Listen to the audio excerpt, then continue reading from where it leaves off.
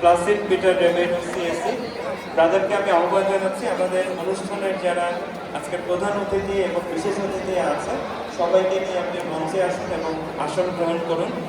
আজকের অনুষ্ঠানের প্রধান অতিথি ব্রাদার রিপন জেমস কোমার সিএসসি, দ্য প্রভিন্সিয়াল সিবিডি। আমি সভাপতি আপনাকে আহ্বান জানাচ্ছি এবং একই সাথে আমাদের মডারেটর